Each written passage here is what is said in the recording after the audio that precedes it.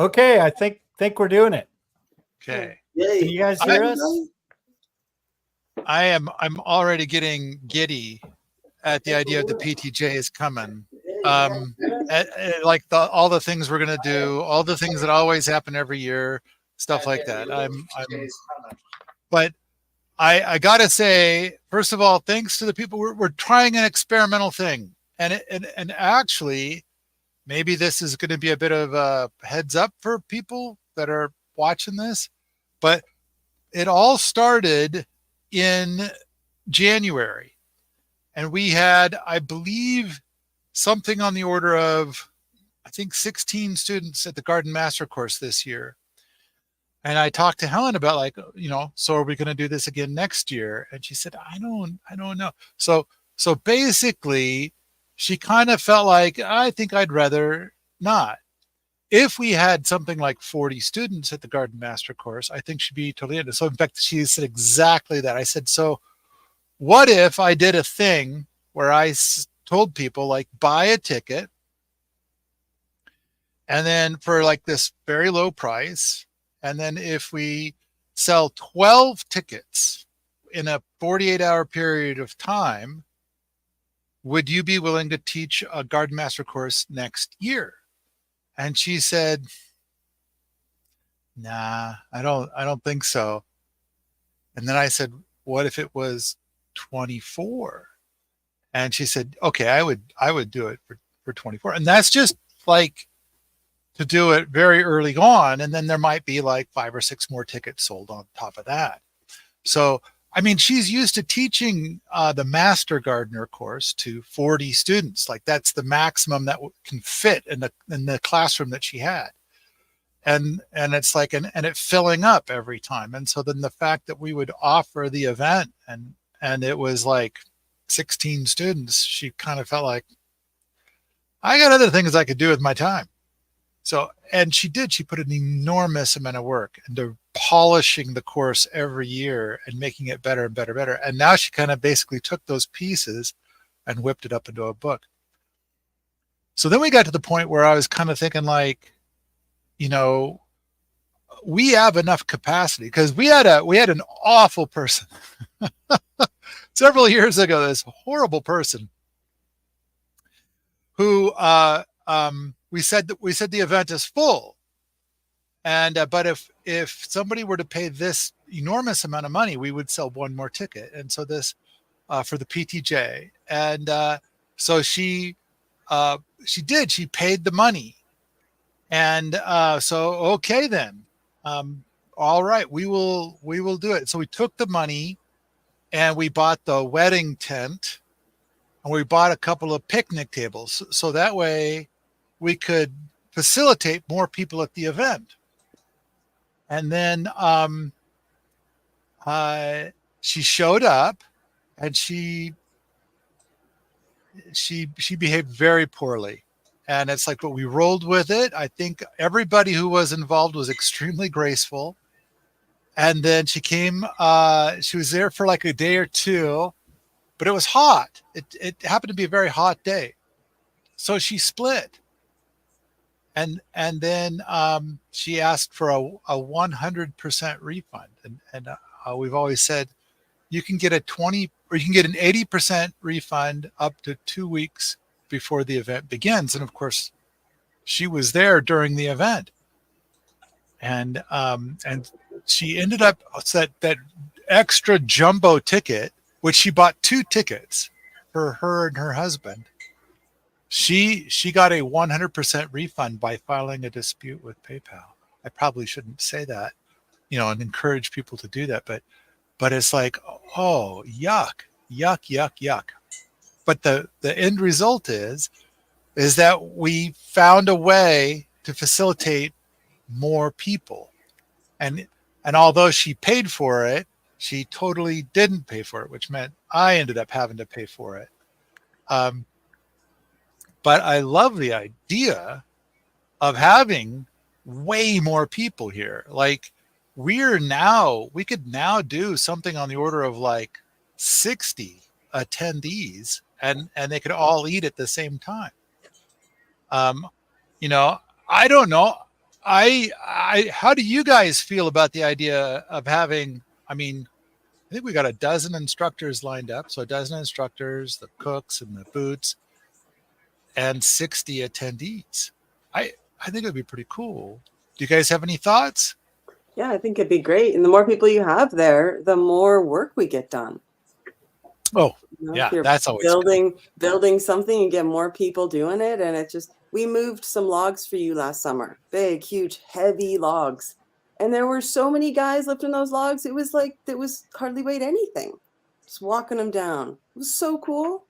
Oh, like when we brought the logs down for the Yeah, picnic table? the picnic table. That I was did really because I wanted cool. to help, right? And it was like I wasn't hardly carrying anything because there were so many people on that log. It was cool. That was really cool. So, Yeah, more bodies does mean we get to replace petroleum with community, which is one of my favorite things. Yeah. I think there's just, I think one of the coolest things is you get to meet all these people. And I don't know, these are our people. They're, other than that woman who, you know, was awful. But there's the people that stick around have been lovely. And it's been, I don't know, the way that we do the meals is you got the tables and everybody sits around the table. I don't know. I feel like it's been really good. I think Kat, our cook who's been around for the last couple of years, she's lovely and delightful and has like her own brood of helper humans who are also great. I also think she's up to the task. Like cooking for 60 is different than cooking for 20. And I don't deign to know what that entails, but Kat seems to have a great command of that space. Yeah. So, Samantha, you've cooked for a couple of our events here, but I think when you did it, it was smaller events. Yeah, I think we had 25, maybe 30 people. I did it for a PDC. It was really, really fun. I guess a couple other events. Yeah, it was always a lot of fun to cook in your kitchen. And I just, you know more people, you just double the food. More dishes, bigger pans. Yeah. It's easy. Yeah. Another nice thing about the round tables and having so many people that you fill up a bunch of tables in the classroom is, maybe I'm sneaky this way, but I try to sit at a different table each day or each meal. So I just, a lot of people are like, oh, this is my seat, but I'm like, screw that. I shuffle the deck by just moving myself around to get a little chaos. Hopefully feel better. I try to sit at the same place every day. Oh, look, there we are carrying that log. And look there, you can see Samantha. And Samantha almost always dresses in something that she made. So that's a thing that she knit. That's me. That's this hat. That's my mother fungi hat. Hooray! Woohoo! So, and I don't know if Katie's going to be on the call today, but you can see Ranger Doug in the background, and apparently Ranger Doug is ready to hear last rites. There's something wrong with a header or something like that. It's something pretty serious. But the good news is we should have a brand new truck arrive. We've ordered a hybrid pickup that is supposed to arrive here before the PTJ. And so hopefully, but it probably won't arrive with a ladder rack. I'm not sure if we'll have a welding project to move that really nice ladder. I think 70% of the value of that truck is in the ladder rack. And the spare tire. It's a nice rack. Nice rack, yeah. So, did everybody get a chance to talk about? So I see that Elliot just showed up. So, hey, Elliot, how do you feel about the idea of us having 60 attendees? I think the most we've ever had is technically 50, but maybe a little less than 50 were actually here, plus the instructors, plus the boots, plus whoever else. Wow, that would be amazing. I think there would be so much energy around. and so much would be getting done. There would be so much to see, so much to join in on. And with that many people around, the projects are just going to get banged out. I mean, like my project, for instance, I'm going to need people to help grab things and haul them, grab a branch, bring it over here. And if there are more than 5 people working on my project, it'll go really fast. We'll get a lot done. And then like, we can get it done, right? You can learn that one, and then you can go do something else. Do more And things. so, oddly enough, the more people there are there, the more you'll get to do. Yeah. And I think that just being able to visit with other people that have values similar to yours is just an enormous thing. So Julia, your wife, is reminding us to mention the tickets. So maybe somebody can post a link in the chatty chat to get to the tickets. But all right, so we're doing a thing. There's an experiment. This is an experiment, and the idea is so we have 15 tickets to go to honor this deal, and if we go a few tickets over, that's fine. But if we don't, so we've sold 9 tickets already, and 15 to go. And if we sell them all, then it's this low price of $450 instead of $2,600. And I love the idea. And so I want to. There was a guy that was here for a skip event. I'm gonna guess it was 5 years ago. And the guy was telling me about this other guy where he would go onto his mailing list and say, I'm going to teach a thing for $200 and ready, go. And in like 6 hours, all the tickets are sold. And then 4 months would pass. And he said, okay, I'm going to teach that thing again, but this time for $500. And then 6 hours later, all the tickets are sold. And that's kind of like, I would love it if we could get into that space, because I would much rather spend time talking about the projects and the engineering and the designs and the planning and things like that than talk about, and we have. And so, I can see Bo and Samantha and Mud have been so involved and like, okay, let's talk about how do we sell some more tickets, kind of a thing. Let's fill this event out so it'll be really amazing.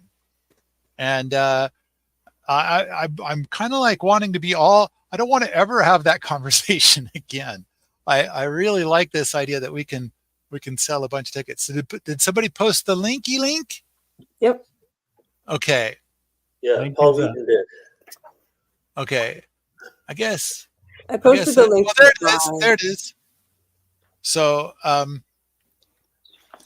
right. Hopefully, we're gonna and this was something that I had like 5 or 6 different people tell me last year, and they said you got to set the price higher, and otherwise people don't value the ticket, and so and you'll sell more tickets if you set the price higher. And I was thinking like, oh, wouldn't it be great to have more money for materials for the projects and stuff? And then wouldn't it be great for the event to not run in the red, and then I could pay the instructors more, stuff like that.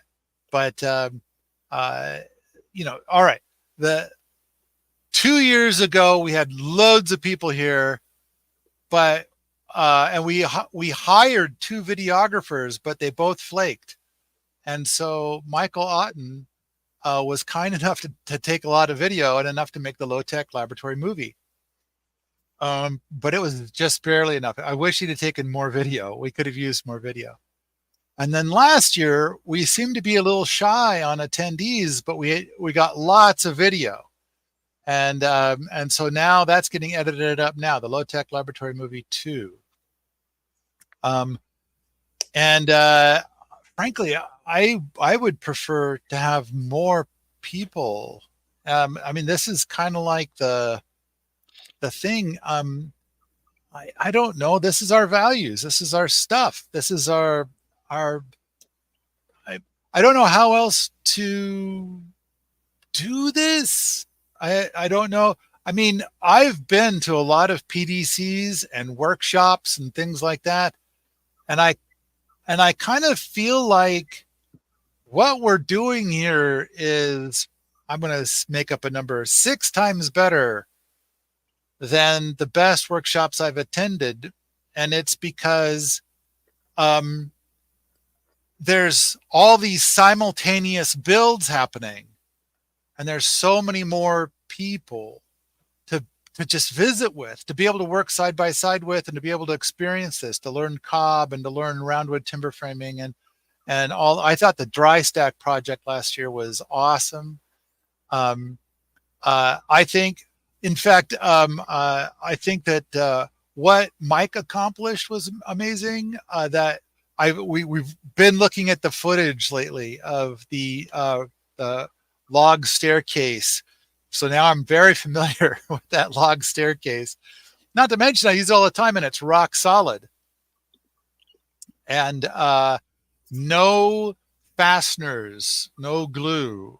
There's no metal of any kind. And the same can be said for the grape arbor. Not only, I think one of the things I enjoyed the most about the grape arbor was that the conversations that we had about it. I mean, didn't we have, like, I don't know, at least 4 different design sessions? Oh, there's the giant log stairs. I don't think those logs are all that giant, but I do think the whole thing is very rock solid, which is a major component. And I did see somebody on the internet say that this is it's dangerous, and I could tell that person is a fuckwit, because I know that Mike is an engineer and I'm an engineer, and this is rock solid. I think that other person was kind of like I don't know, that they would have built it differently, and that's why they wanted to say that it was dangerous. This is rock solid. This is excellent. Good job, Mike. I especially like the part where it's pure wood. There's no, I mean, to make something like this, I think a lot of people would introduce a lot of spikes or timberlock screws or something like that in order to be able to pull it off. But this is all joinery. And the grape arbor, we had so many little conversations about it. And then you made a model, Bode. You had like 2 sticks, and you kind of whittled them up so that they would go together the way you were going to do this. Yeah. And I think didn't you go through like what you ended up going with was something like version 4. Yeah. 4 major iterations and a bunch of micro iterations in between. But we really wanted something that would pull the posts in due to just gravity. So we wound up with a dovetail with a angled notch at the bottom. So any movement actually just tightens it up as it goes. Came out pretty nice. Yeah. I think it's excellent. And those posts, I don't think you can tell from a lot of our images and video.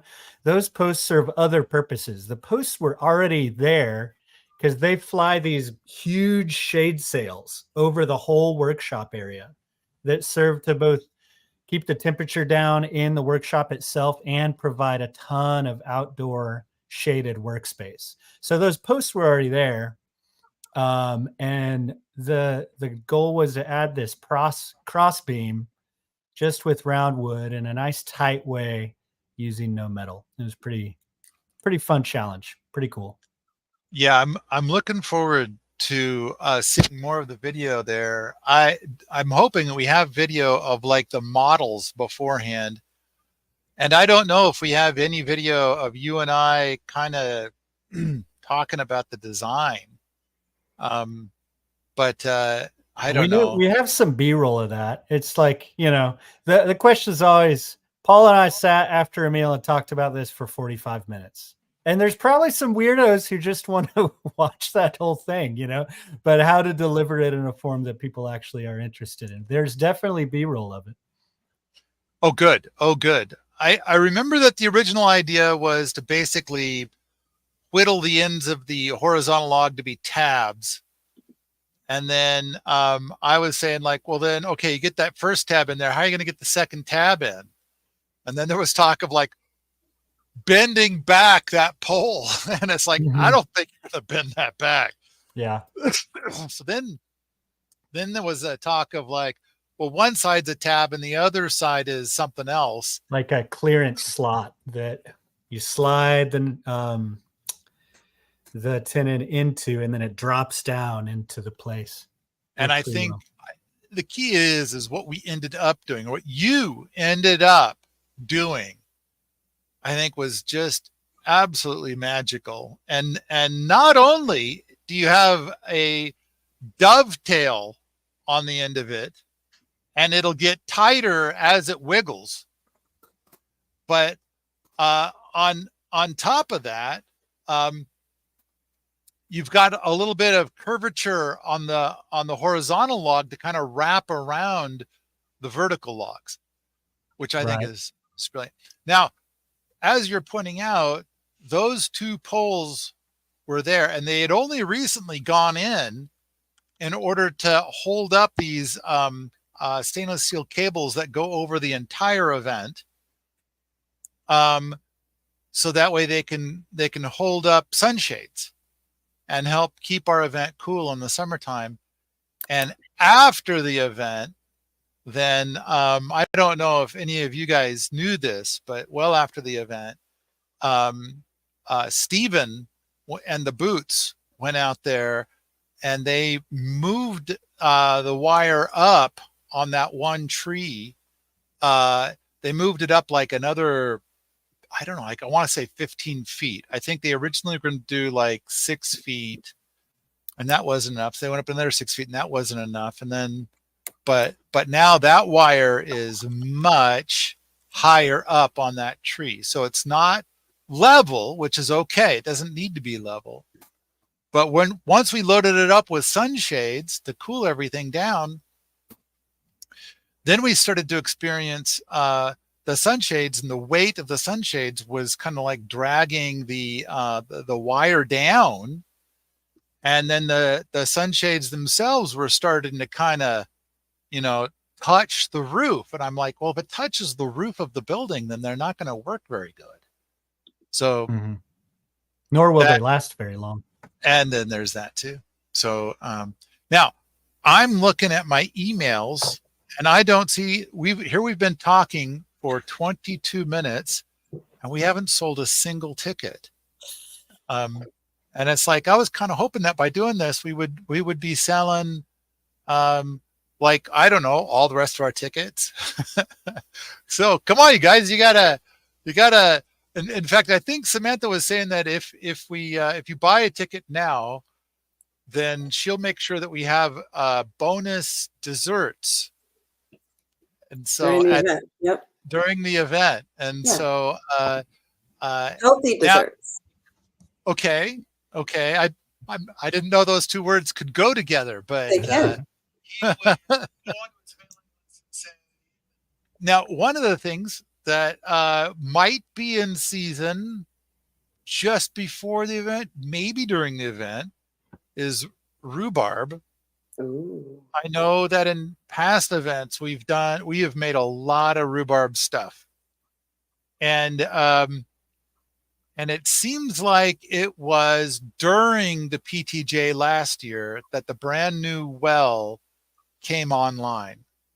Yes. And we could finally, and it took us a couple of weeks to kind of develop habits of using the new well.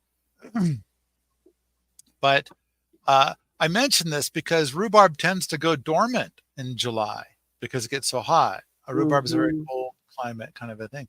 And so So I think what I heard you say is that if we were to sell a ticket while we're doing this thing, that you would add a dessert, and if we, for every ticket sold, there would be a bonus dessert during the event. So there's 10 days for the PTJ.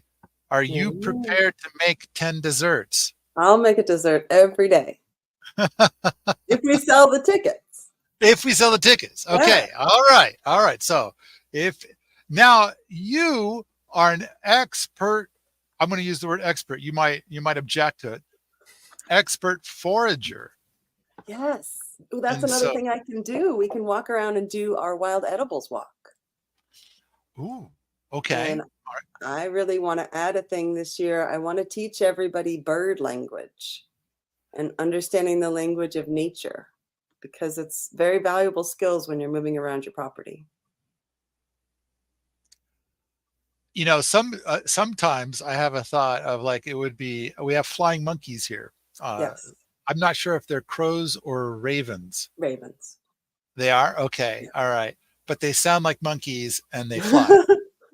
And so other places, I think a raven will say caw. Here they do a monkey shriek. So, so anyway, sometimes I get this idea that it would be delightful to like become buddies with the flying monkeys. Mm-hmm. And then I think, wait a minute, that might not be a good idea. That could turn out to be a bit of a problem. But okay, I'm saying now, if you buy a ticket to the event, I will see it, I will announce it, and then Samantha will be committed to making an extra dessert. So I'm going to put a pin in that. Hey, Uncle Mud, did you hear me talking about the idea of having 60 attendees? So are you muted? I can't hear him. There he is. Yay. Yeah, can you hear me? Yes. All right. Yeah, I heard you talking about this. That would be lovely. That's a lot of dessert.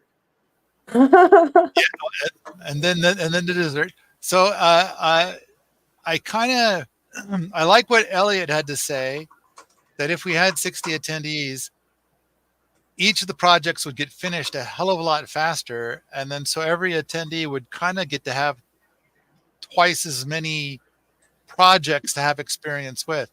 Now, I kind of feel like a lot of people, they have a worky job and then they get like a week or two off of work for vacation, or they might come to an event like this.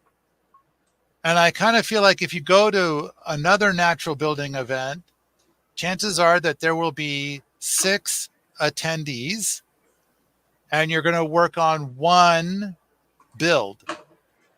And it's the exact same build for the whole event.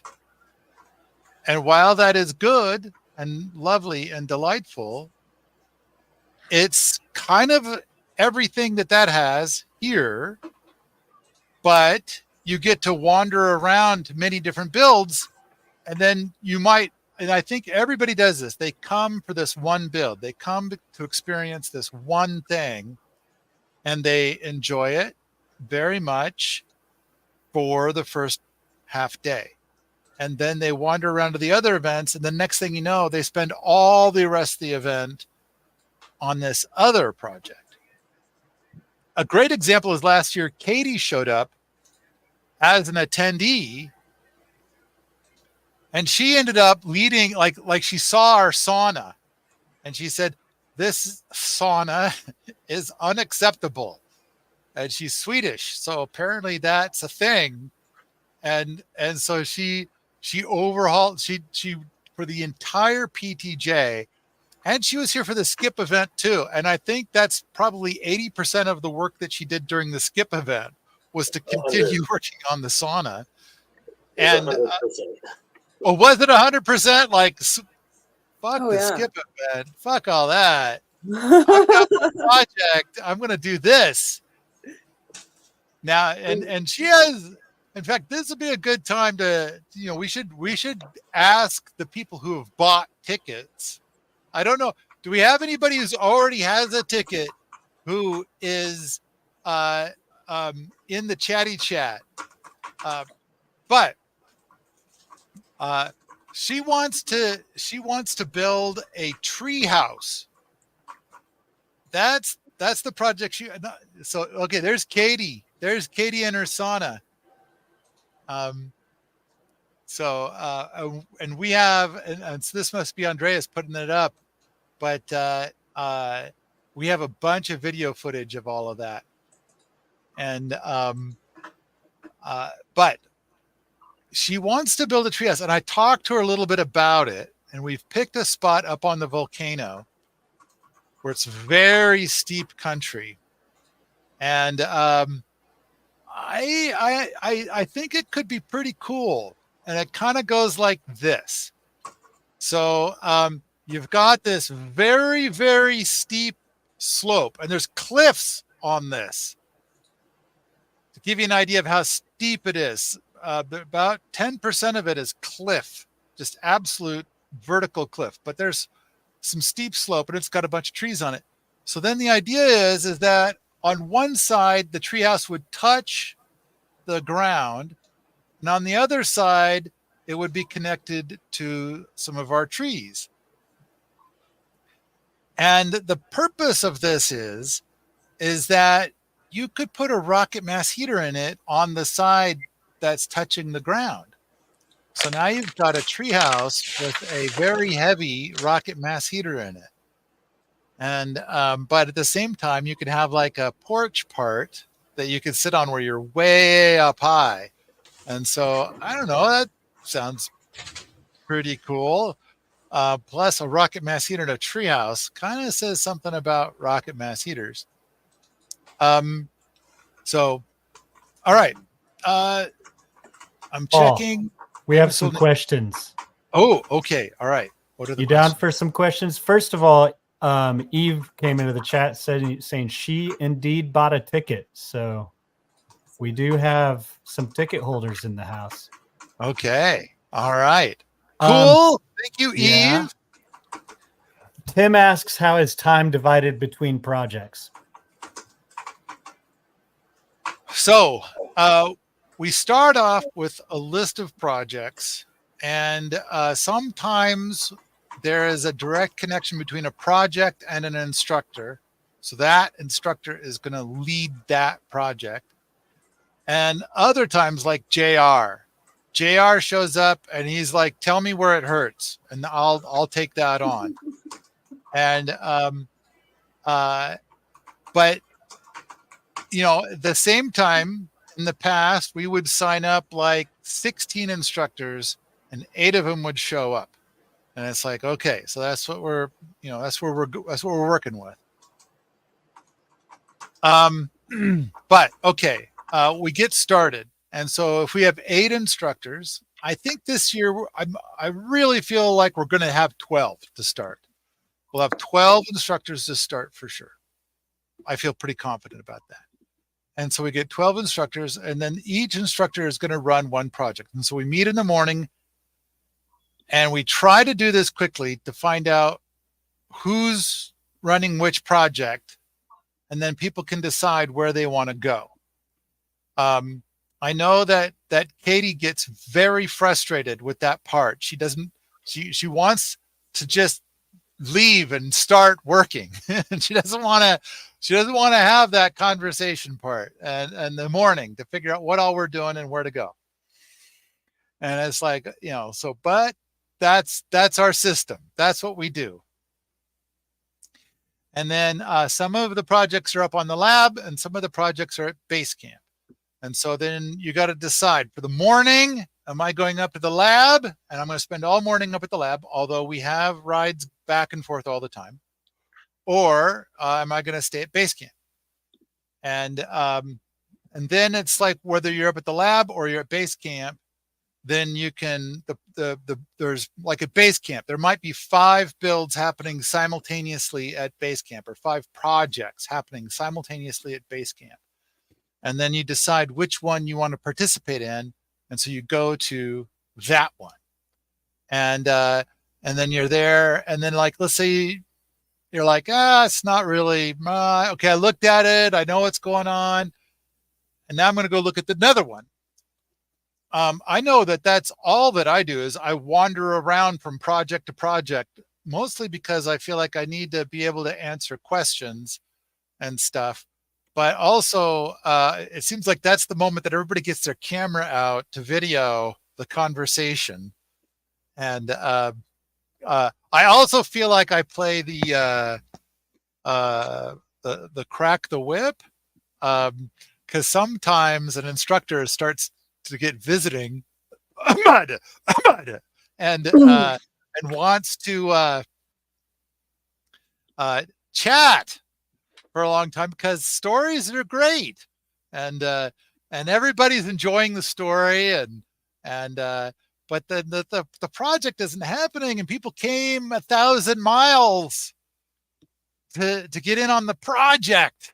I don't want Mud to have to defend himself, and I'm sure you have words to say, but like, there are instructors who get to chatting and their projects stop.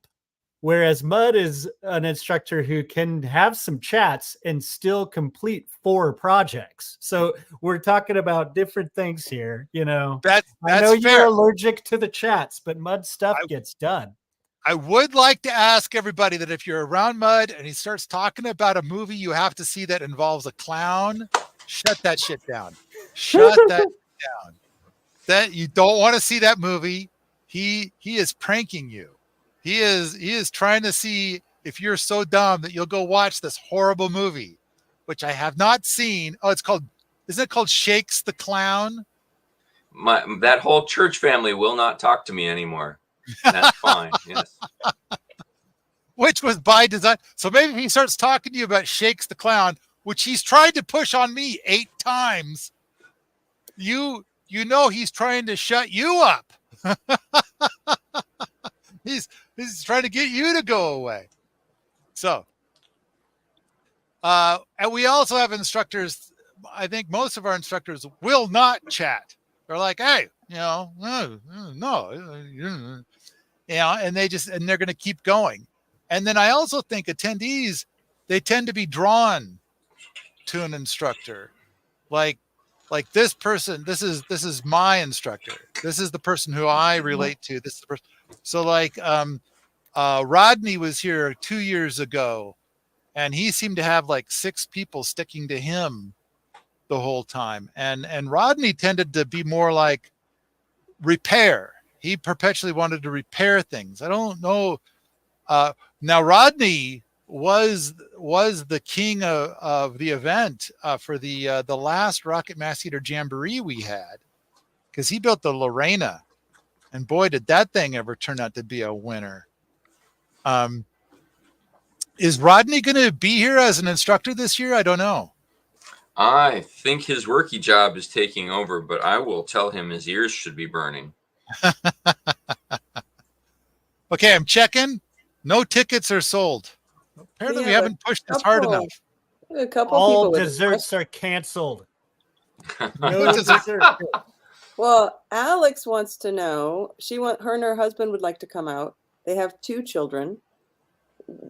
Would you suggest they buy 2 tickets and one parent watches the kids while the other one plays in the event, and maybe they're a supper and rent a cabin? Or how would you work that out? Oh, wow. She wants to come, but she's got 2 beautiful kids just like I do. So, they're too young for the supper program. Or not the supper program, the Thistles. The Thistle 7 program. and 9-year-old children. So I have great hope for the Thistle program. Last year we had a mom and her son arrive, and we detailed the Thistle program. And so basically the Thistle program is for kids that are 12 to 17. And I think the prime directive is you have to be elbow to elbow with your parent at all times. And then there are 3 rules, one of which is to earn your beans. So don't just slack off, get in there and do stuff. Another rule is do as your mama says or do as your papa says. We need those, the adults around the kids need to be able to have confidence that this kid isn't a piece of shit, that this kid is gonna, if in an emergency situation, if you say, come here now, the kid isn't like, fuck you, you're not the boss, you're not my mom, or whatever. It's like whatever kind of shit kids will give to their parents, and then make a dangerous situation. So if the adults can observe the parent saying to the child, do this thing, and the kid does it, that builds confidence that everything's going to be okay. This will all be safe. And I think that the rule number 3 is use the honorifics. And that is that to address adults as Mr. something or Mrs. or Miss or whatever the honorific is, to address them that way. And I know that there are some people like, oh no, you could just call me Bob. And it's like, no. We need the kids in the Thistle program to use the honorifics. And there's a history for that. There's a reason. So last year we had a gal and her boy, and I think that they did really, really good until a day happened and it wasn't so good. And then the mom was awesome. She plucked that kid right out of here and they went right down the road. It's like, if you can't follow the rules set, you can't be here. And poof, they were gone. He got a little snotty to some of the adults, and mom nipped that in the bud. I thought, so you're saying that worked out okay for you. We had a moment of not doing what you wanted to happen and they were gone, and that was a success. I call that a success. Yeah. Because they were lovely while they were there. They were great they were folks. A delight. And I was really sorry to see her go, but that's the way it has to be. I mean, Well, it could be next time he comes back and he knows how serious it is, Yeah. Sure. I think we had a skip event once where we did this program, and it was a guy and his son, and I think they did really good. They were really cool. Mm-hmm. And they did the whole event. This kid got a lot of stuff done, and he was respectful to everybody. He followed all the rules, and he was a champion. So we've had kids where it's been great, and but we made this program based on the tales of having a kid here who was, granted, she was just 9, but she was making things challenging for a lot of people. And there were some people that were getting really sick of it. And the mom was kind of like just glad that she could step away from her child a lot, which wasn't the best momming, So the thing I say about kids is the same. The same thing I say about dogs. If you bring your kid or your dog and it's great, well, then it's great. And if it's not great, then it's not great. Now, I don't. How old are the kids that we're talking about here? 7 and 9.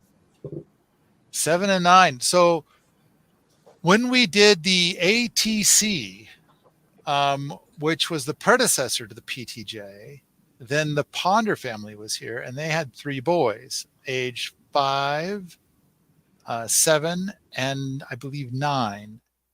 And they did great. And at the same time, we've had some kids here that were under the age of 12 that did not do well at all.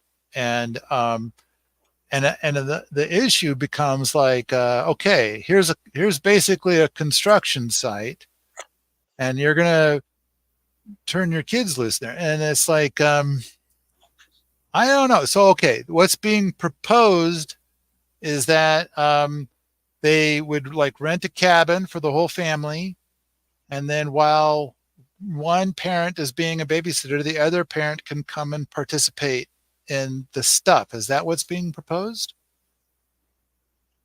Yes. That seems okay to me. Okay, cool. I do think though that we need to be respectful to the people who paid for tickets, and I think it's critically important that the kids come nowhere near any of the other adults, any of the other events, any of the builds, any of the food, any of that kind of stuff. So we did have an event where somebody brought like 5 kids, and those kids were told this, but they kept getting closer and closer and closer to the events with every passing hour. And then they were even showing up for the food. And it's like, and anyway, that family left. We had to talk to them several times, and they were like, yeah, but I don't got so many kids. How do I watch them all? And I was like, if you can't watch them all, I think you got to go. So. Can I steer us towards Paul, another can I quick- jump in on this? Yes. Yeah. So as both a parent and an instructor, I totally understand the desire to bring your kid along and let somebody else deal. And also because it seems like there's so much space and there's so much going on, and the kids will gravitate to a lot of the stuff that's going on because it's new, it's interesting. They want to soak it up. This is a lovely instinct on their part.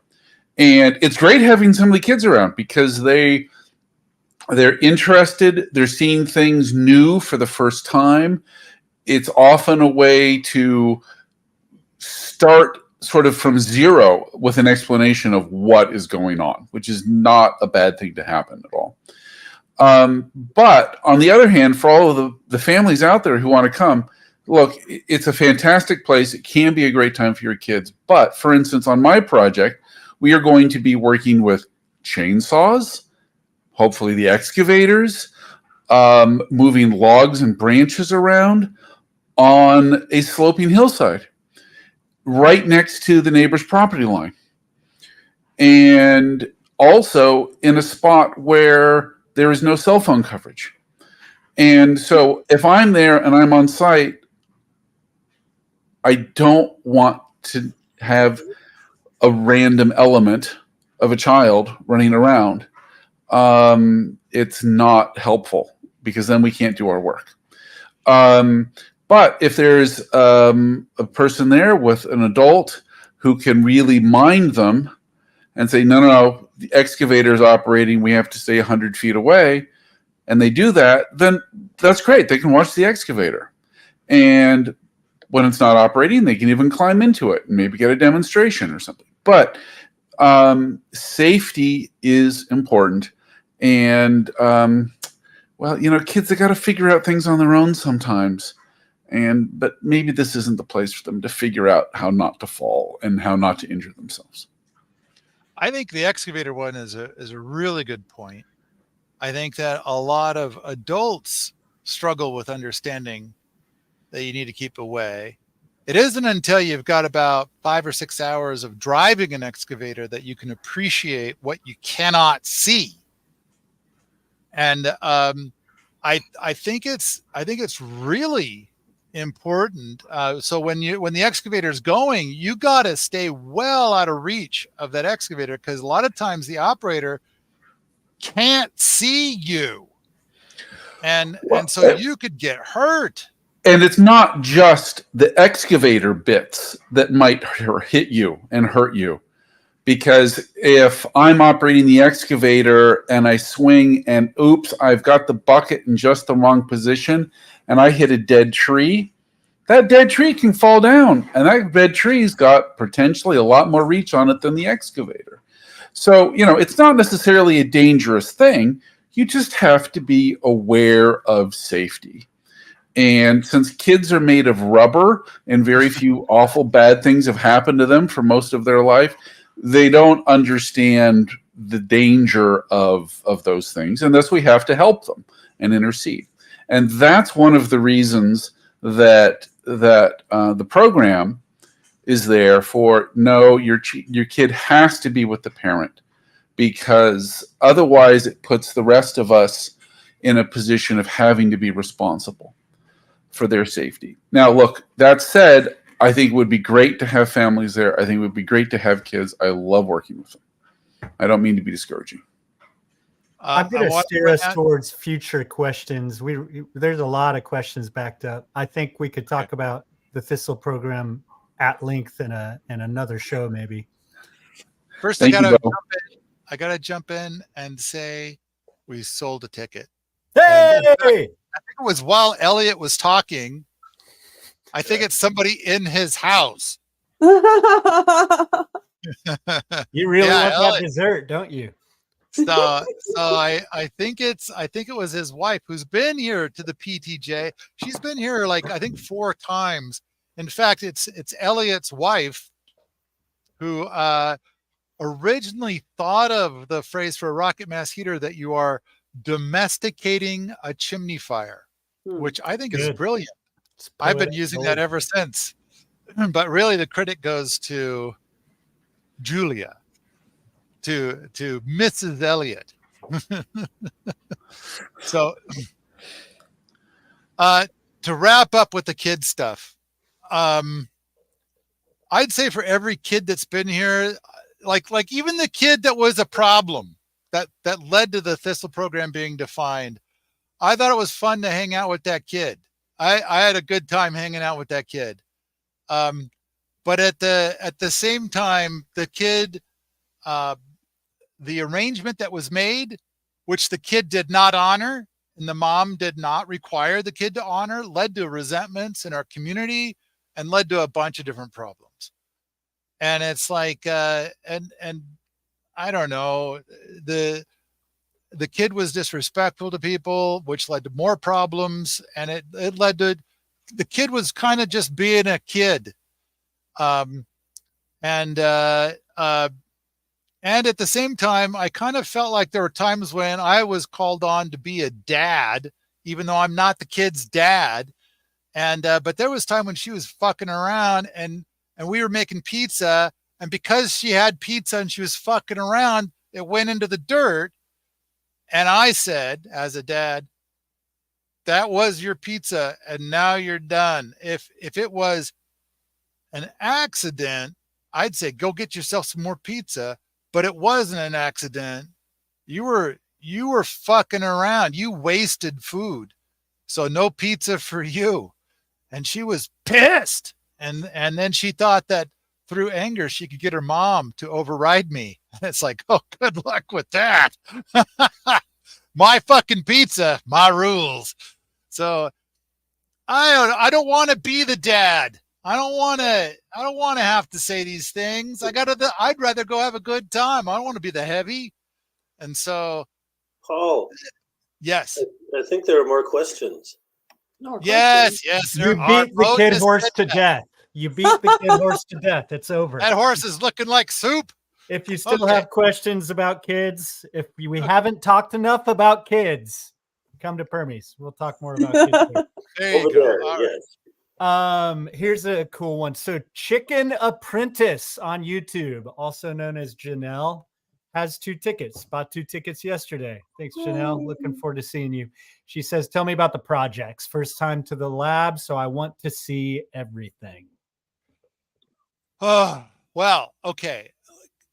Kind of repeating something from before. If we get 60 attendees, we'll have twice as many projects that we're gonna do. Well, what are some that are definitely gonna happen?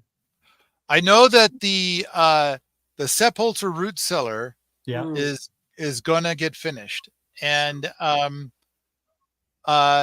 Sepulcher says he could build it in a day.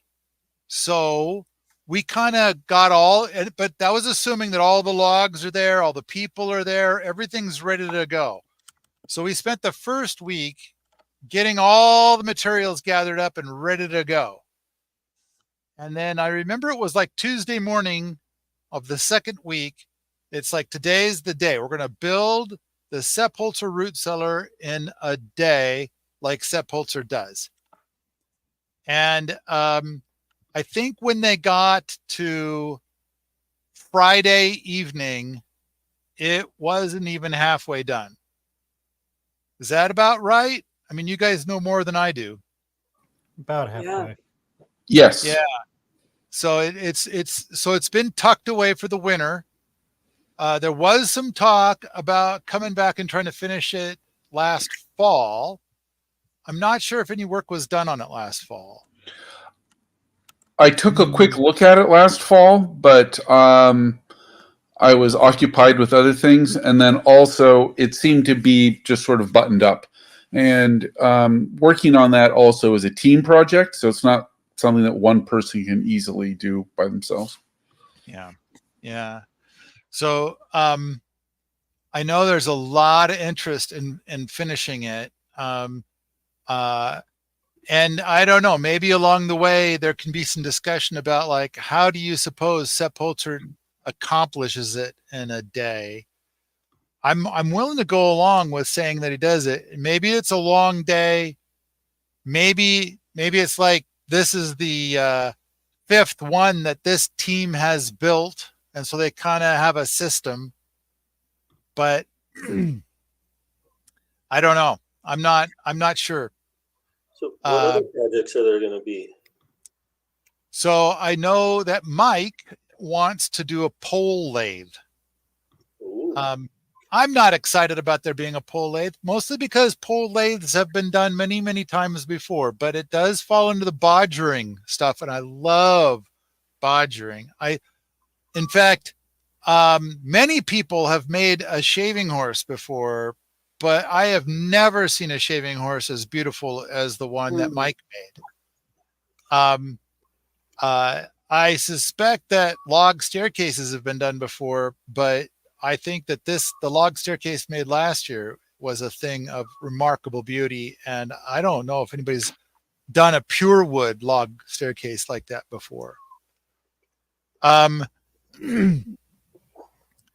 So other projects. I know that Bo the last 2 years has done stuff with mycelium. So a mycelium insulated door and a mycelium insulated roof. Accurate. And over the winter, we measured temperatures inside of that pump house that has the mycelium insulated roof. And it got too cold in there. Shoot. Everything do okay?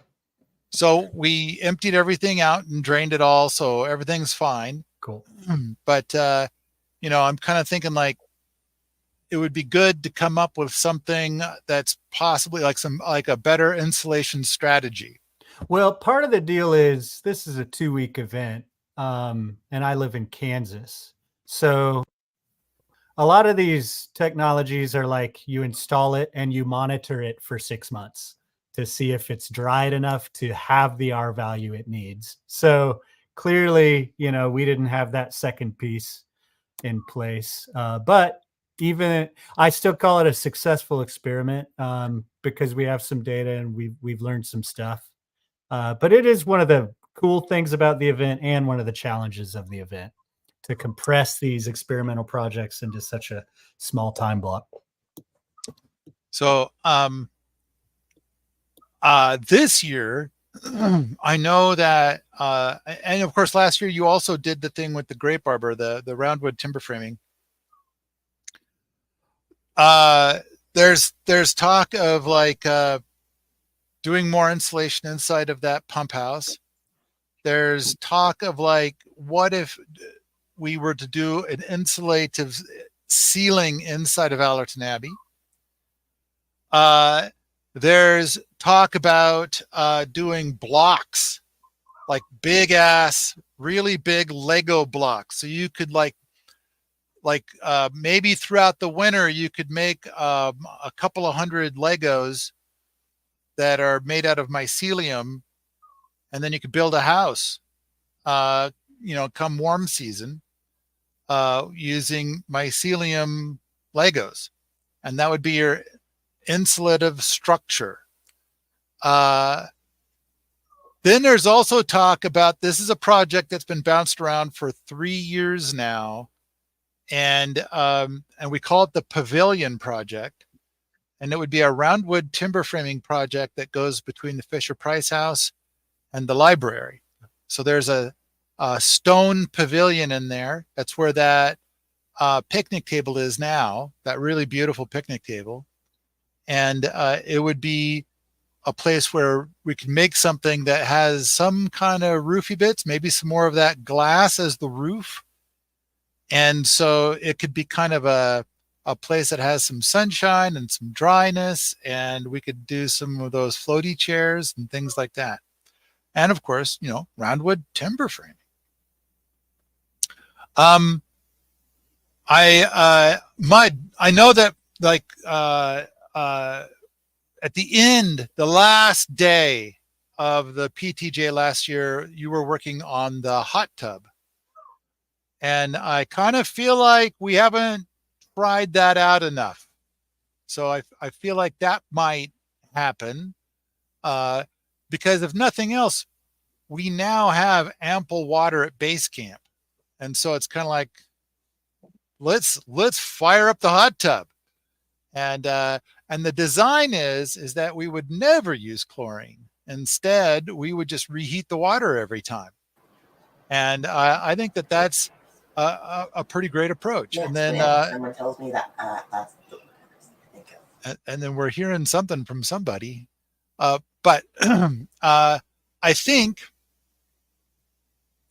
that, you know, one of the things that we started to fiddle with last year, which has room for optimization, is the idea of being able to pump the water out of the hot tub afterwards. And so we kind of had that kiddie pool where people could go cool off, that aluminum kiddie pool. Thank you, Samantha, for bringing us both the hot tub and the kiddie pool. So and we were trying to like pump the water out afterwards, and it wasn't going very well. So we had a pump, but I don't know, we need to do something better in that space. I'm not quite sure what, but I love the idea that it's like each day we can go and pump all that water out and pump it onto our nearby growies, and then refill the hot tub or the kiddie pool with water again. So it's always fresh and clean and lovely and delightful. So I know that somewhere there's a list of the projects, but I want to throw something out there as an idea. Oh, I know another project. There's Elliot right there. His big project, I think, is going to be to try to explore finishing up that humus well. Is that? There is no try. There is only do. Yoda's a fucking piece of shit. Okay, go ahead. So yeah, we're not going to explore finishing that. It's got to get moved along. Yeah, so the humus well is largely there.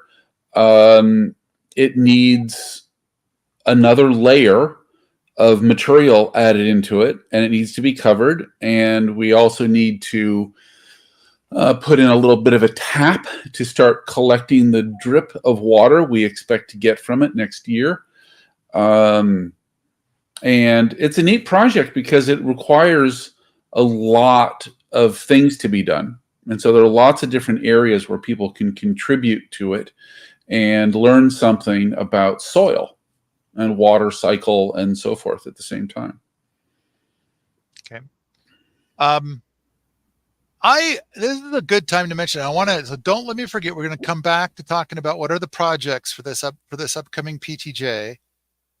But I do want to say that as we do the PTJ, I have this dreamy idea that it'll grow every year. It'll get bigger and bigger and bigger and bigger. Like and that what's in my head is a day where we run the whole PTJ for 30 days. And some people buy a ticket for the whole 30 days, and some people buy a ticket for a week. Some people buy a ticket for 3 days, etc. And then somebody somewhere is managing how many people do we max out at or whatever. And we might have like 15 simultaneous tracks of stuff going on. But but the biggest focus of all is going to be stuff like the humus well. And that there'll be like 8 different major projects that are water-based. So for this year, I like the idea of taking that pond that Samantha worked on. Was it 2 years ago? 2 years ago, yeah. And like, I don't think it's holding water as well as we would like. Okay. And so I kind of feel like, all right, let's get in there with the excavator and let's do what Sepp Holzer does to seal that pond. Uh-huh. But one of the things, when I used to live on Mount Spokane, I built like 5 ponds. And I didn't live there very long, but I've lived here, much longer. And we haven't built a whole bunch of ponds. And I kind of feel like we are way overdue on building a lot of ponds. Now, granted, we got stories and stories and stories. And I love the idea of like the lab having like 30 ponds. And probably 4 of those would be a type of swimming pool, like a natural swimming pool. And so I love the idea of getting into that space. I just kind of feel like there's going to be stuff about creek restoration. Like, let's go and plant a bunch of trees in a spot that'll create a creek. And I don't know. I feel like there's tons and tons and tons of different projects. A better pizza oven. That's one. I know that we've got the spot picked out. The Lorena performs amazingly well. And but right next to it is where we talked about making a much better pizza oven. So like our pizza oven that we have now works really well. We've had, I don't know, a couple hundred pizzas out of it. It's been terrific. At the same time, the wood feed's a little small on that. And it's like, well, let's make a pizza oven with a full-sized wood feed. And that would be about twice as much wood all at once. And on top of that, Mud has done some amazing things with rocket kilns that have proven that there are ways to be able to mitigate the problem that we've had with our current pizza oven where coals build up. And it's like, so like, let's get rid of those coals. I also think it'd be great to take the Lorena and come up with modifications for the Lorena hole. So like if you take that pot out, then it's like, what do we do with the hole that's there? And I have all kinds of ideas about what we can do with that. And that seems like great projects right there. The thing I wanted to ask about was like, we have some projects that I think need to be finished. And, but it's like, I don't know. I don't think people want to buy a ticket and come and finish a project. So like there's some roundwood work that needs to be done on Allerton Abbey. And it's to replace an exterior wall. And it's because somebody did a boo-boo and made a problem. And so I think it would be terrific to be able to get together and finish this project. But I don't know if people want to do that, if that's like a thing. It does seem like every year people want to build some junk pole fence for a couple of hours. Well, we got a lot of people pitching the dog park build this year. Maybe a mini junk pole fence for that. Right. There's a couple that were saying like something about like they're thinking about buying a ticket, and but you know they'd have their dogs, so they were talking about coming out a month early. And then there's this thing over at the Amazing Dog Star that where we got this idea of I think it's like a 20 by 20 penned in area. And it's like, so but we have soil up there, so we could drop in big ass fence posts and we could build a 5 foot tall junk pole fence really fast. And so then it would be of a size that you can keep dogs in. And hell, maybe we could even make like a little shelter of some kind in there for the dogs to hang out in, to, stay out of the sun, and, like that. I think that would be pretty cool. But that's the talk about that, is to do that before the PTJ. So that way, when the PTJ is going on, then they can go and be in the PTJ and their dogs are back in that little paddocky thing that they made. Someone in the chat is saying, well, I got a dog. So maybe hop onto Permies and see if those people wind up building a dog park, and that'll make your life a little easier. Yeah, there's a thread about that somewhere.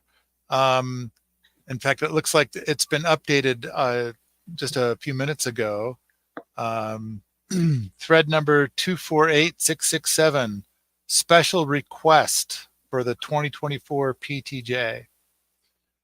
So it looks like we haven't sold a ticket for 29 minutes. So maybe we need to post those links again. So if anybody's like watching us talk about all this stuff right now, please go buy a ticket to the event. That's why we're doing this. All right. Other projects for this year. What am I not thinking of? It seems like we talk about 60 projects and then we then narrow the list down. Mike, you're kind of doing this. You're muted. What? Yeah, there you go. No wonder you weren't hearing me. Yeah. Had another project question. I was thinking it'd be neat to build a cantilevered roundwood structure to protect the motor of the sawmill. So the sawmill could stay on the carriage, and when it's done being used, slide it all the way to the end. There's a picture showing a non-roundwood, kind of different idea, but basically something to just keep it out of the elements while out in the elements. And so do a smallish roundwood structure with natural, like wood shingles made on the sawmill, and have that basically spend some time up there making a contraption for the end of the sawmill to protect it. Huh. I'm thinking it would have to be cantilevered, I believe, so that you could still get a log in. Like this one is shown here is like four, or, if that was a structure, it had 4 posts. I'm thinking it'd just be the 2 on the far end, and then 1 or 2 legs further off in the distance that support a roof that go up. So yeah, that's my notion. Okay. I think I've got ideas of how to make it really pretty and interesting. I don't know if it'd be wasted on a sawmill motor. I just know putting the motor on and off is a pain in the butt. So I know operationally it'd be nice to be able to leave that motor out there, but don't know if this is a value added. I think the project would be cool. I just don't know if that's where it would be needed. That would be a cool thing. And it would need to be something that is portable, because that sawmill is supposed to move with the solar Leviathan to where the trees are. So like, what happens a lot now is that people will go and drop some trees for the sawmill and then drag them over to the sawmill. But it's like, and then later I'll find out like, oh, it was on the other side of the property. And it's like, well, why didn't you, if that's where the great sawmill trees are, we should move the solarium or the solar Leviathan and the sawmill over there. The whole thing is designed to be very, very portable. Gotcha. Okay. And but what seems to keep happening is people keep trying to make long-term plans as if it's never going to move, and it's kind of like, I'm kind of thinking maybe we should move it 3 times a year just to prove it can be moved. The sawmill has run down at base camp. Like there's some logs that people had at base camp and they wanted to mill them. And it's like, so we brought the sawmill down to base camp. We ran it off of just power off of the grid for a few months, and then sawed up a bunch of logs, and we took it back up to the lab. Okay. But yeah, I can make a little skiddable roundwood, or it'd be really nice if it could tip away or slide out of the way, so it's really out of the way if you're using it for a long period, and then slide it back into place, or have it rock out of the way. Wait, there's the camera. So something that would rock out of the way, do your sawmill work, and then tilt it back up and leave the motor hidden under it, so it's not in the way when you're using it. But it's something in that department of, and then yeah, we can move it around. So okay, if And that's doesn't flip over by itself if you get a big wind or something. yeah, no, yep. Reason it'd be nice if one person could flip it in and out or slide it in and out. So if one person wants to go up and run the mill, they can get everything ready, do their job, and then tuck it away for safekeeping. Yep. I once had an idea a very long time ago to make something like a covered wagon cover that would connect to the frame on the outside, so that if there's just a sprinkle of rain, you can keep sawing. Mm. And but we never did sew that up. There was a gal who said she was sewing it up, but what we ended up with was something that didn't fit on anything anywhere that I know of. It was like, what did you do? This is so somehow the 3D-ness of it didn't quite work out in her head. But Yeah. that Okay, yeah, is perfect. a plausible Okay, idea. cool. Well, good. One thing to keep in mind with whatever it is that you design is that the logs need to roll in from the side in order to get onto the sawmill. Yep. Yeah. Yeah, and the boards have to come off also off the side, and you'll be able to throw slab wood off into the distance, and yeah, exactly. Okay.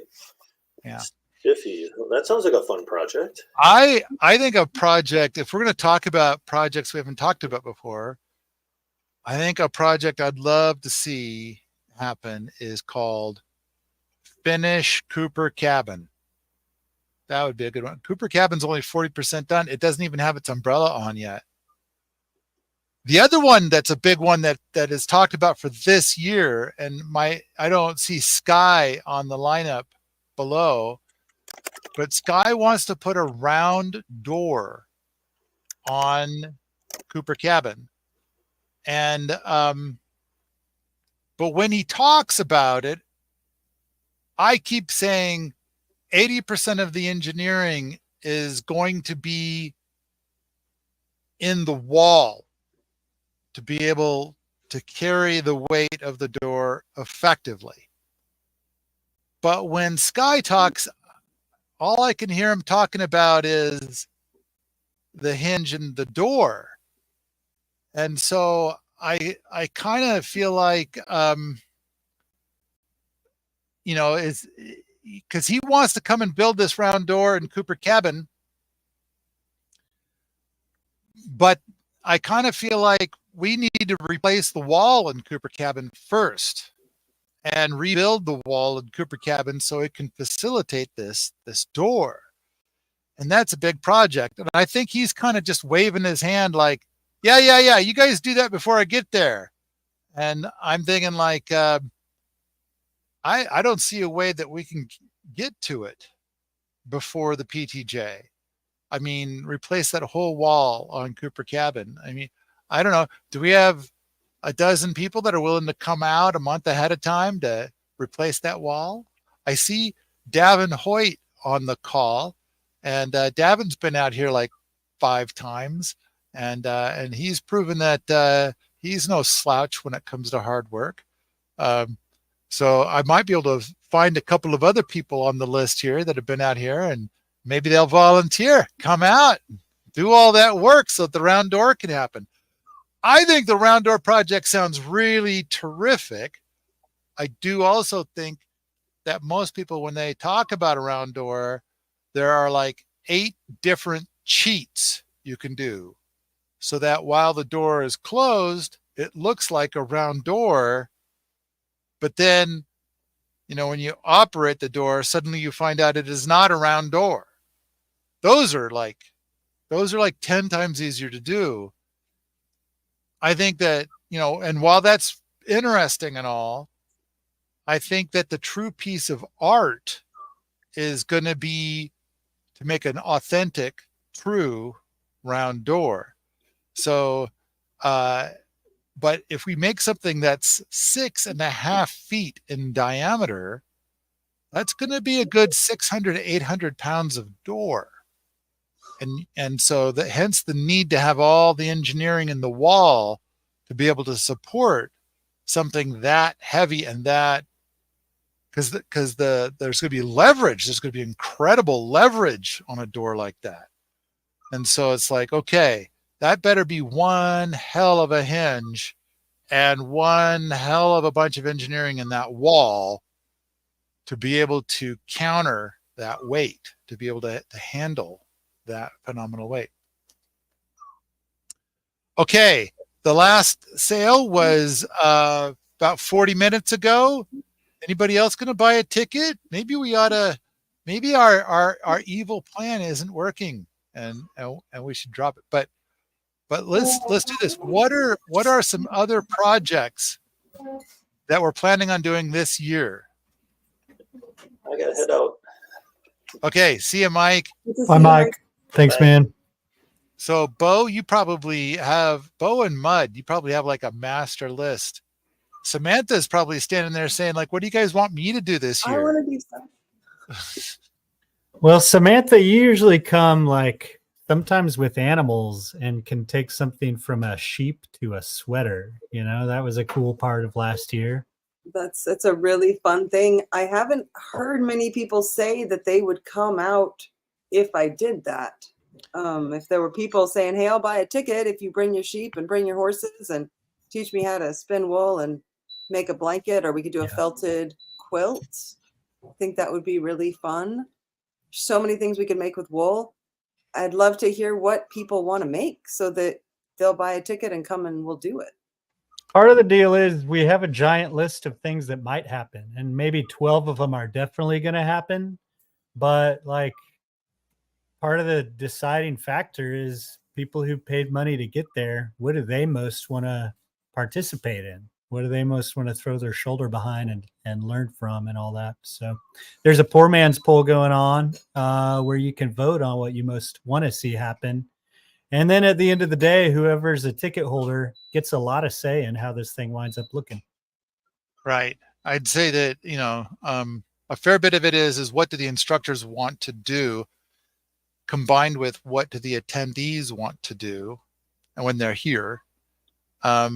And then, but I think another big part of it is like, if you're going to pay a lot of money for a ticket and a lot of money to get here and stuff, and you're probably taking time off from your worky job to be here, then it's like, they better be pretty epic, cool things. I think if we've got 12 epic, cool builds, and then we got 6 simultaneous projects happening that are like not as profound, I think everybody tends to be drawn to the stuff that's not as profound. They're like, "Oh, I want to do some of this other stuff. I want to use a rocket oven and play with that." Like a couple of years ago, did we have a bunch of people making sourdough bread? Like, man, there was such a crowd making sourdough bread. And it's like, you know, or build things. And it's like, there was quite a crowd at Sourdough Bread Town. It's like, all right, that's what you guys want to do. So, but I can't imagine that people will buy a ticket and travel 1,000 miles and be here for 2 weeks for sourdough bread. Okay. All that said, so Bo, what are some of the other builds that we have lined up for this year? So mycelium blocks, mycelium panels, and potentially just starting up some passive mycelium cultivation methods to live on at the lab. We already talked about some roundwood timber framing, potentially a dog trot pavilion between the 2 structures at base camp. Mud is going to be upgrading his rocket hot water heater for the hot tub.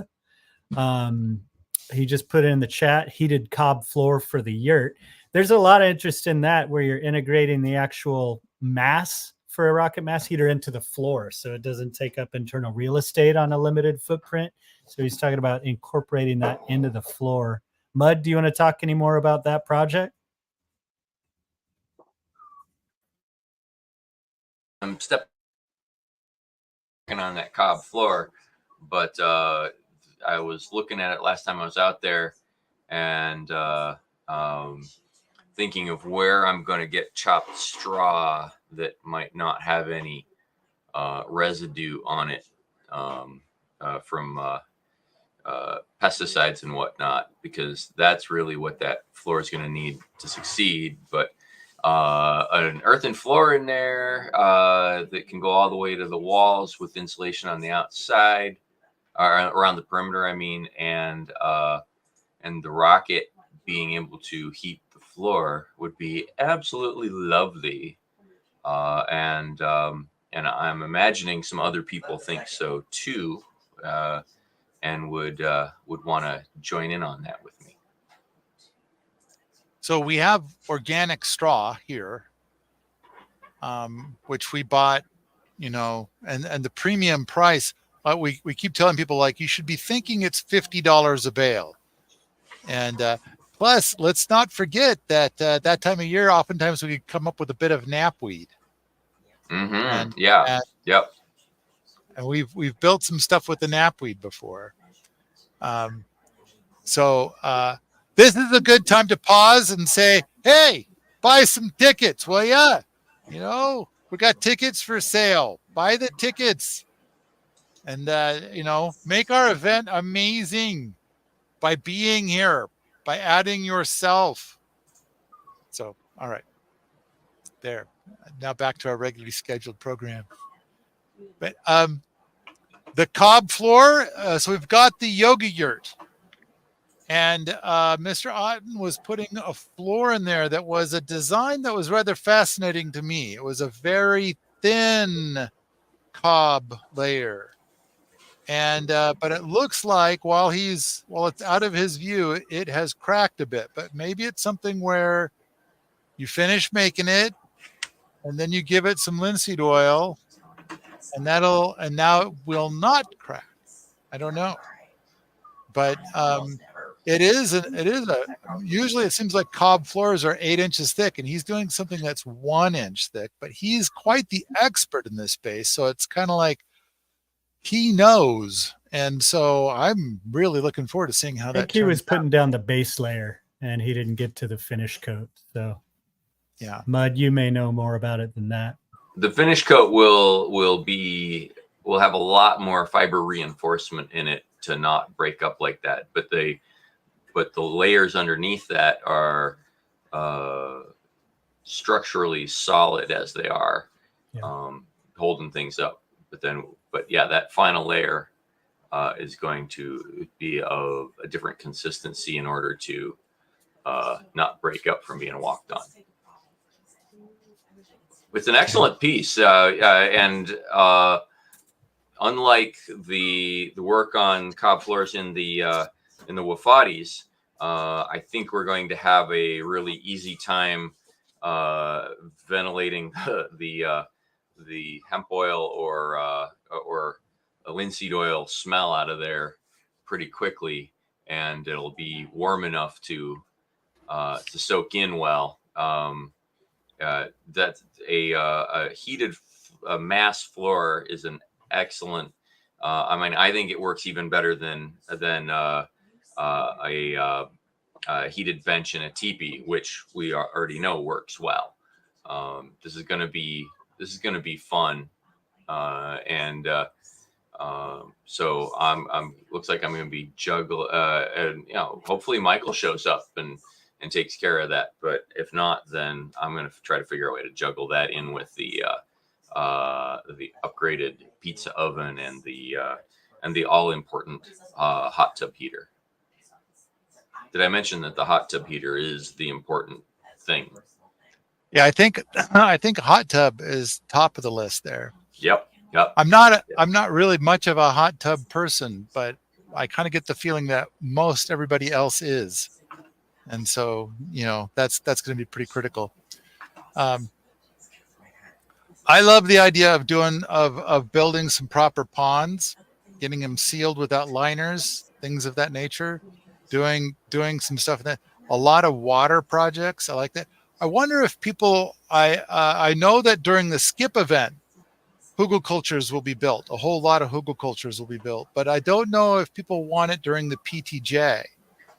I think we did one hugelkultur during the PTJ last year, but I'm not sure. Yeah, Opalin led a team they wanted to knock out that BB who weren't staying for the skip event. Okay. So that may happen. I think the big thing is you've got one excavator, unless we rent another one for something. And usually that's going to be building structures or building a humus well. So borrowing that for a day of hugelkultur is a great idea. It's a scheduling lift that can't always happen. So I don't know. I feel like I think there's got to be a dozen other projects that are queued up for the PTJ this year. Yeah. So, there's finishing the Holzer root cellar that we've already talked about. Brian and Georgia are returning. They were just attendees last year who were instrumental in all the work that was done in the Holzer root cellar. They've got a lot of great ideas, but they were just really incredible people. Brian is a music therapist. And to see him work, you think he's like he's a lumberjack. Like he's dropping trees, moving trees, barking trees, lemon trees, putting trees in posts, pinning everything together. And then you start eating lunch with Brian and Georgia, and you're like, wait, Brian is blind. Brian is legally blind. And you're watching him throw trees around like he's got this crazy command. So, that was a cool aspect of last year, just figuring out how to pursue that goal of building that structure safely with a very capable, yet legally blind individual. So anyway, they want to come, and Paul, we haven't gotten together on master site plan on this idea, but they love the idea of a outdoor classroom / third space, even musical and performance pavilion. So they, it might be a improvisation of the Holzer root cellar technique, but instead of a root cellar, just a gathering space. We're still working with them on getting ideas there, and kind of waiting for your feedback, Paul. They also like the idea of bodgering some musical instruments together. Wow. Well, yeah, I respect that. I'm gumming up the works on a lot of things, but it does seem like whenever we get to talking about the PTJ, then most of my effort has been going to how do we move some more tickets? And I wish to never have that conversation again, and instead talk about what we're going to build. Eve, you can run an excavator. You'll get to run an excavator, learn to do that. Absolutely. All right. So let's see. I'm trying to read the thing that you got up on the screen. If we can't make it, we can. And this is something I want to say for all those people that are not buying tickets right now, although we're all gathered up so that you can buy tickets right now. But I think that this price is so low, if you can only come out for 5 days, this is still a really good deal, even if you can only be here for 5 days. And it would be a powerful thing. I think I would like to think that people would be coming out here and being part of this because of the whole thing where it's like so many projects happening at once kind of a thing. It's like attending 12 simultaneous events kind of a thing. I would think that people would want to be here as part of that, but I don't know about, there's so many people that are involved this deep in what we're doing. Everybody I can look at on the screen right now.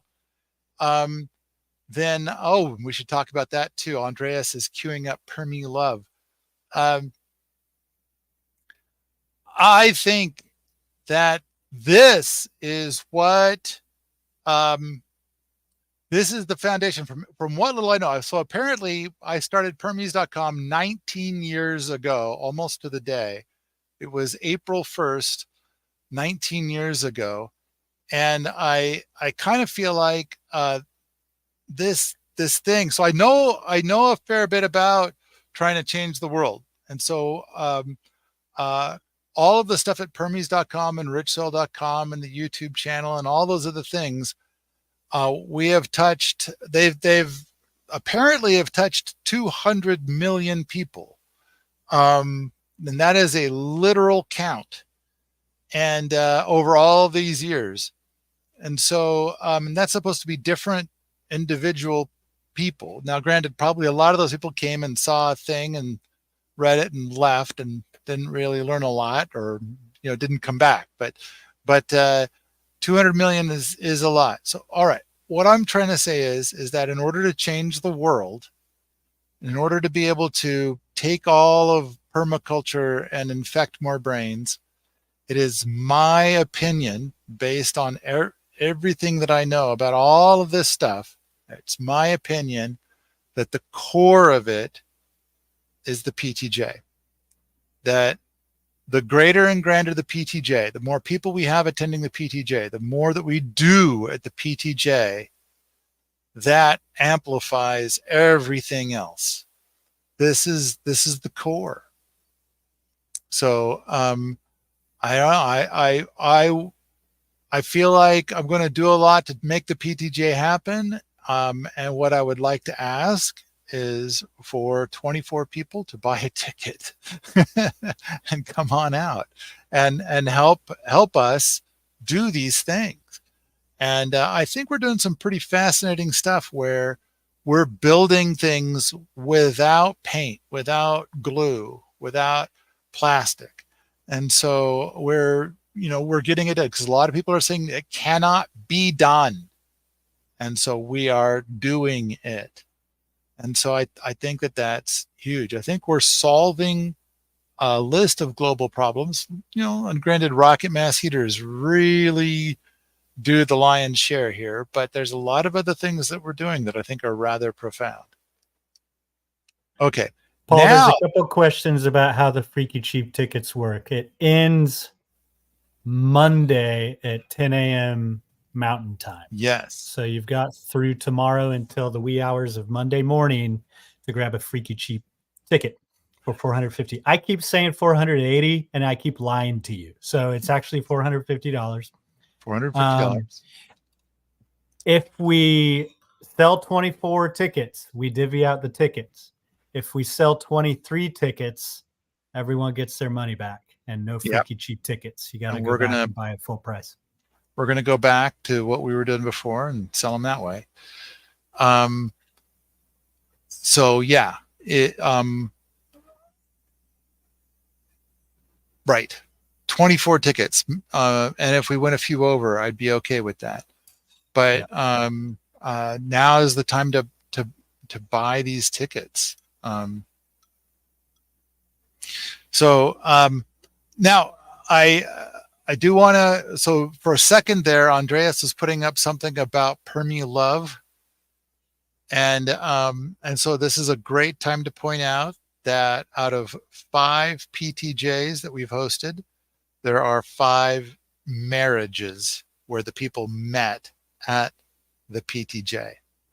Now, granted, at one of those, maybe at one of those, they actually met at the event that was just before the PTJ, but they were also here for the PTJ.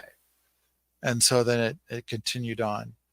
And I think that there's a bunch of other relationships in addition to that. But I don't know. It kind of seems like if you're bonkers about permaculture, then I don't know. Are you going to go to a bar to meet somebody? I suspect that those people aren't going to be. And then on top of that, we've had a podcast where we talk about the click and how coming to this state of permaculture has led to a lot of divorce. And so there's a lot of people where the permaculture values are so brutally important to them. And then it's like meeting somebody online doesn't seem to work. And There's all these other factors. Whereas if you come to the PTJ, then not only are you here for 2 weeks with all these other people, and so you can kind of potentially meet somebody, but for 3 times a day we stop and we all share a meal at the giant tables. And so usually at every meal you sit with a different group. And so it's possible that not only can you meet somebody, you can really get to know them, which I think is part of the recipe of how we've had 5 marriages and several children. I know that at least 2 of the marriages currently have children. And that's because I think there's 2 I can talk about because they kind of they've made it all public. And so Jennifer and Josiah met here one summer, and they're now married and they have a baby. And then there was a gal who was here as a boot named Taylor, and she was a boot during the PTJ. And then there was a guy who came to the PTJ, and he met Taylor, and they are now married, and they have a baby. So, but I know that there are others, but I'm not sure how comfortable those others would be of me sharing their story.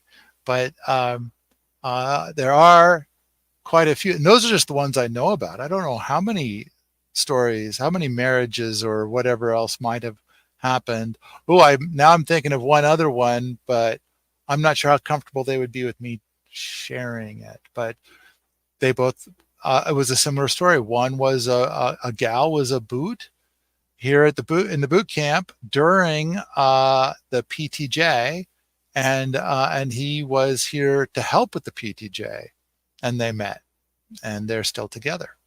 And that was years ago.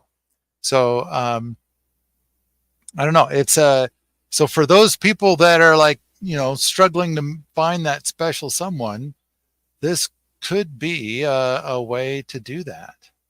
And let me see how many tickets. I just said that didn't sell a damn ticket, so I guess it's stupid. I wish I'd thought of that when I was young, and looking for love. Go to an event with people that want to do what I want to do. It never occurred to me, but it's the best. Go hang out with folks that are doing work that you want, and you're gonna meet people you want to be with. Yeah, the idea of I cannot fathom going on a date now. I'm trying to think that I must have dated at some point. Now I can remember I did do some dating many decades ago, but I cannot imagine this. And so this would be like dateless, I guess. You would get to sit with people and visit with them at a meal, Yeah, and learn about them. And you might learn that not for me. well, you get to see. I'm sorry.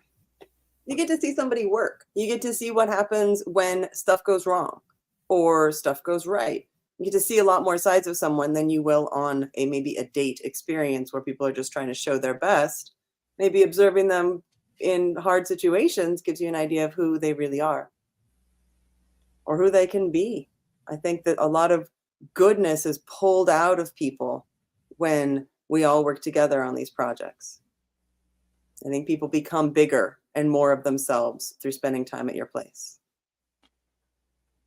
I think that's true. I also think that, and it seems like it was in the Low Tech Laboratory movie or something, but it does seem like I remember you saying it and some of the other people saying it, where it's kind of like when you're not here, you struggle to be able to like talk about organic stuff, and whoever you're visiting with, the conversation can only go so far, and it's like it's frustrating.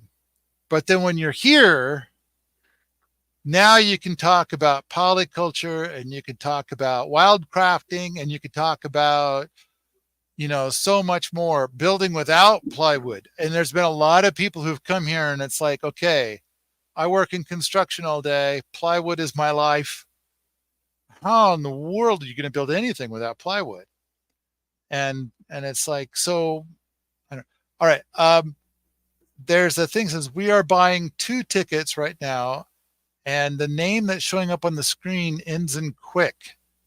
And so I got to say, I see a person named Quick who has bought 2 tickets.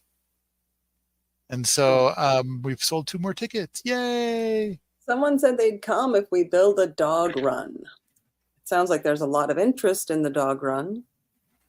It sounds like there's a couple that's going to come and they're going to build something in June. So a month before the PTJ. And so there'll be one. Cool. And they're going to put their dogs in it during the PTJ. And so I'm not sure if like everybody's dogs can go in there and that'll be cool, or if we need 2 dog We need 2 dog party areas. Yeah, I'm not sure. Maybe the dogs will all be fine together, or maybe we have to divide it in half, or maybe we just need 2. I did need to say that at the Amazing Dog Star, one of our little humble cabins, is where we're going to build the first one. And it's been mapped out where it's to be built and stuff. Cool. If we're going to build a second one, I'm not quite sure where to build it. It's easier to build something like that at the lab, because we could put posts in the ground at the lab. Here at base camp, it's a 20-acre rock. And so if you're going to build something, it's probably going to need rock jacks or some other way to keep it structurally sound, sitting on top of rock. Possible, just harder. So, but yay, we've sold a couple more tickets. That's awesome. So that means, Samantha, you're now committed to making 3 desserts. Yes. Cool. Excellent. I can do that. Okay. All right. What are you making? Well, I'd like to do a rhubarb crumble, which I've done before, kind of like a pie, but for a bigger amount of people. Mhm. I love to make chocolate stuff, but Last year, everybody's the thing. huckleberries were just coming on. Wouldn't that be great? I didn't get to go on that huckleberry adventure, but a bunch of folks went out and huckleberried, and they were so good. I would love to make something with huckleberries. And I know the Saskatoons are on in the summer. It's like candy out in the forest. Get a bunch of that. Very fun. Yay. I've been looking out after my health for the last year. I have not had pie for a year.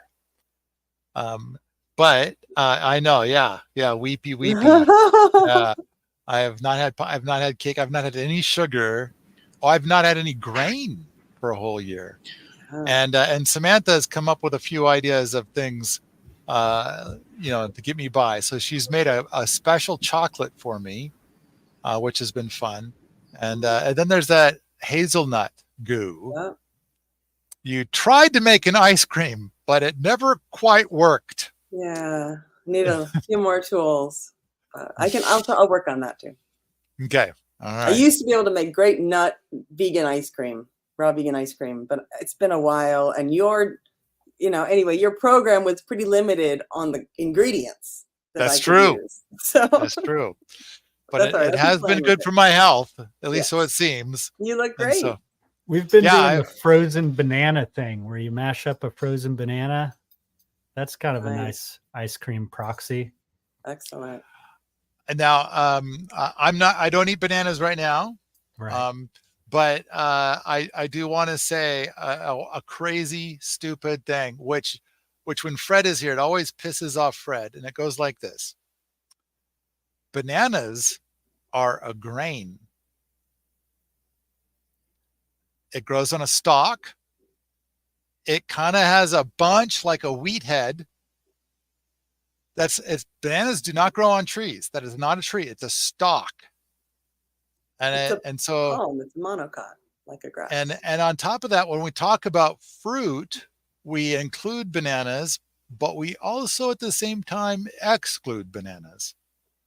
So like when it comes to like apples, oranges, berries, and stuff like that, like for example, right now I can eat blueberries and berries and apples and oranges and stuff like that, but I'm not allowed to eat bananas, and I'm not allowed to eat grain.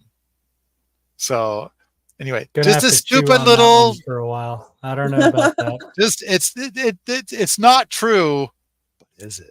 But it's not. It's not. It sounds exactly like Fred. So, well, Fred is upset that I even suggest the idea that bananas are grains. He's like, they are not grains. What are they? So, all right.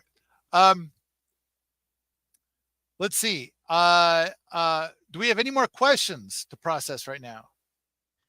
Yeah, Arthur's saying, let's put it up here. Any projects focusing on naturally filtering water to cycle through the property in a way that eventually becomes drinking quality?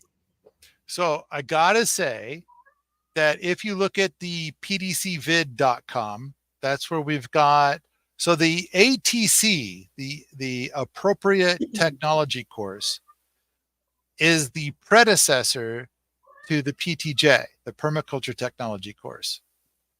And we took video of the full ATC, I guess 7 years ago. Yeah, 7 years ago. And all that video is available at pdcvid.com. And in there is a sand filter, a bio sand filter. And so that might be of some value. I don't think we're going to be building any sand filters this year.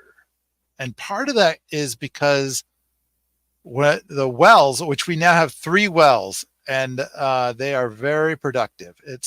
With the original well that was here at base camp did not produce very much water at all, although of an extremely high quality. And then more recent 2 wells, extremely high quality water. Why would you want to filter that? So we haven't really done a lot with filters here because our water quality from our wells is so good. But when you talk about the humus well, you are talking about extracting a very high quality structured water directly from your terrain. I think some testing would be required. If I'm guessing that's gonna, when it starts flowing, come out really clean and drinkable and pristine. So that is the we're talking plan. about terrain water filtering. That's what we're talking about. Yeah, I think that it's, first let's see how much water we have to work with. I wouldn't be surprised if it worked really well if we ended up making several more humus wells. But I think the first thing we gotta do is to try. Can I donate to a project if I'm not coming? Is it put towards a fund till the project can get done, or is there a way to do it? I think if you buy a ticket, you get a say, even if you don't use the ticket. How about that? Yeah, that one's pretty close. I gotta say, I posted something about 6 years ago that I suggested as an alternative to Kickstarter. I came up with this idea that like 1,000 people should be able to name a bunch of different projects that they want to see done, and then they could put up like, here's $100 if you ever do it. And so then there would be like maybe 60 different projects, and you could go through the projects, and some of the projects might have $10,000 if you do it, and some of them might have like $200 if you do it. And that might be part of the motivation to do the projects.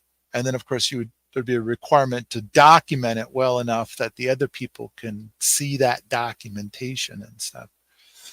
But and I basically proposed exactly that. Like, you would name a project. If it's not already there, you would make it up and you would put money up behind it.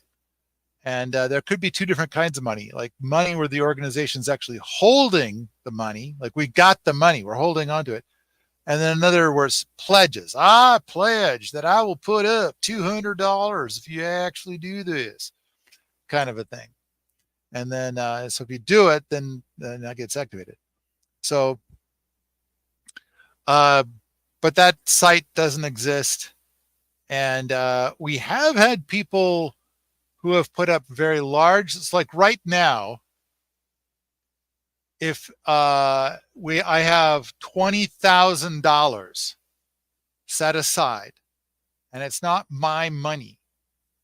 And I used to have $30,000, but one person rang that bell and got $10,000. And so it goes like this. If you are in the boot camp and you post pictures like every day or most days, then we call that the BRK. And there's a long story, and Bo is overhauling that and stuff. There's lots to be said down that road. But apparently, if you do 700 posts, then you get $10,000. And so Des did that like a year ago. And so he got $10,000. And I have 2 more of those. And I think Steven's going to get the next one. And then that means there's one more $10,000 thing ready for somebody who does that. So I don't know if anybody's thinking about joining the boot camp, then you can do that and harvest that coin. All right. So this person was asking something about like, can I put money behind a project? And maybe I don't know. I guess it depends on how much. There's been a guy who has put like a lot of money into what we're doing, and he put money up for a truck. So we have a truck that we have ordered, and it should be here in a couple of months. And so, you know, there's that. But you're saying like, okay, I put money up, like somebody could say, I'll put up $500 if you actually build the round door. And first of all, it kind of sounds like you ain't ever going to pay it, even if we do build the round door, because, you know, of all of the humanity before you. And then at the same time, if you sent over the money, then it becomes an obligation. An obligation is poison. And so that might actually go the opposite way. But I don't know. Maybe I can tell you now that we're not exactly set up for that. And but there have been a lot of people. The people that have sent us big chunks of money and suggested things, they've made it very clear that it is a suggestion and that it is not, you know, no strings attached. And that's been very, very kind.